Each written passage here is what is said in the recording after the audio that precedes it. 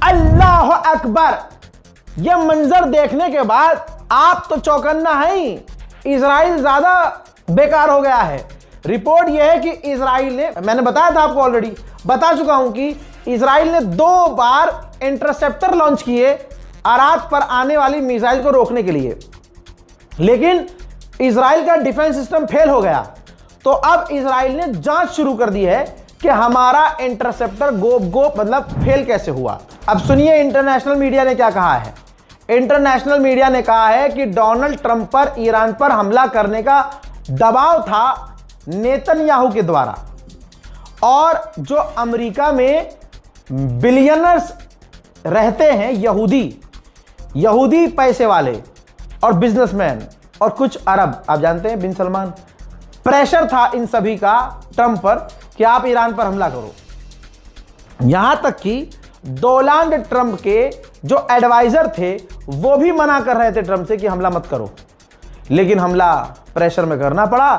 अब सारा pressure Donald Trump का निकल रहा है। मेरे दोस्तों, अमेरिका में तब और हड़कंप मच गया जब अमेरिका के स्टेट लिथुआनिया में उसके एयरबेस पर, जहां अमेरिका का परमाणु बॉम्बर B-52 खड़ा होता है, वहां पर एक अनआइडेंटिफाइड ड्रोन नजर आया। अमेरिका के स्टेट में परमाणु बॉम्बर जाए वहां, जिसके बाद वहां भगदड़ मच गई है। उस ड्रोन का अभी तक कुछ पता नहीं चल पाया है। भाई साहब, ईरान जिस तरह से खेल रहा है, इजराइल और अमेरिका अपने सारे खेल भूल गए हैं। यह अराद और दूसरे इलाकों में जो ईरान ने मिसाइल लॉन्च की उसका वीडियो जारी किया।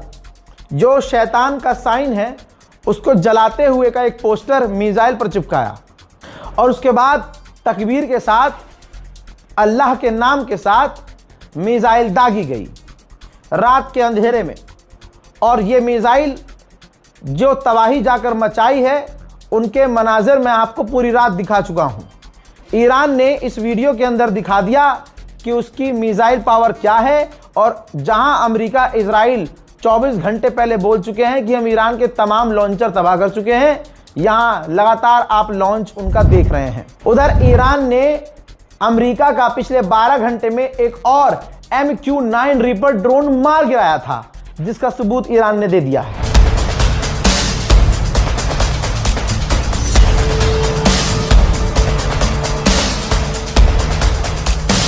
इस जंग से अमेरिका को सबसे बड़ा नुकसान हो रहा है। इस 22 दिन की जंग में अमेरिका के 27 बिलियन डॉलर खर्च हो चुके हैं, और यह खर्च लगातार बढ़ रहा है। अमेरिका का एक और टॉप लीडिंग अखबार है द अटलांटिक, उसने साफ साफ दिखा है कि डोनाल्ड ट्रंप फंस गए हैं। फुल स्क्रीन पर दिखा रहा हूं, रिपोर्ट पढ़ लेना। कहा है कि डोनाल्ड ट्रंप बुरी तरह से फंस चुके हैं जाल में। अमेरिका के पास इतनी पावर नहीं है, ईरान के पास उम्मीद से ज्यादा पावर है। ईरान स्ट्रेट ऑफ हॉर्मुज के अलावा, उसको बंद करने के अलावा, एक ही झटके में पूरे इलाके के इंफ्रास्ट्रक्चर, बिजली घर, ऑयल डिपो सब तबाह कर सकता है। ईरान बहुत पावरफुल है। इजराइल का दावा यह है कि ईरान और हिजबुल्लाह अब यमन के लड़ाकू संगठन हुथीज पर प्रेशर बना रहे हैं कि तुम भी अब इजराइल पर हमले शुरू करो। बात करें ईरान के अंदर की, तो ईरान में अब तक 1,500 लोग शहीद हो चुके हैं और 4 से 5,000 लोग घायल हैं। हजरात, ईरानियन स्टेट मीडिया साफ दिखा रहा है।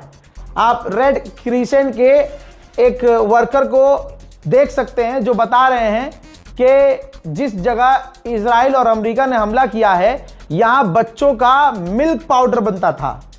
जी हां, बच्चों का जहां मिल्क पाउडर बनता था, उस पूरी फैक्ट्री को इजराइल और अमेरिका ने उड़ा दिया है। बच्चे इजराइल और अमेरिका के टारगेट पर सबसे बड़े रहते हैं और सबसे पहले नंबर पर होते हैं। पूरी तरह से आप इस फैसिलिटी को देख सकते हैं, तबाह हो चुकी है। यहाँ कोई आतंकी संगठन नहीं था, यहाँ कोई ईरान की फौज नहीं थी, यहाँ IRGC नहीं था, यहाँ दवाइयाँ बन रही थी, बच्चों के मिल्क पाउडर बन रहे थे और बच्चों की सामग्रियां बन रही थी। इस वीडियो की शुरुआत में मैं बताया था ना, ट्रंप की धमकी सबसे बड़ी है। ट्रंप ने जैसे ही सबसे बड़ी धमकी दी, बिटकॉइन सीधा आसमान से जमीन पर जाकर गिरा है। वहीं ईरान पर लगातार हमले किए गए हैं। अमेरिका और इजराइल ने पूरी ताकत से अलग अलग ईरान के क्षेत्रों पर हमले किए। पिछले 12 घंटे का कुछ मंजर जो छूट गया था दिखा रहा हूं।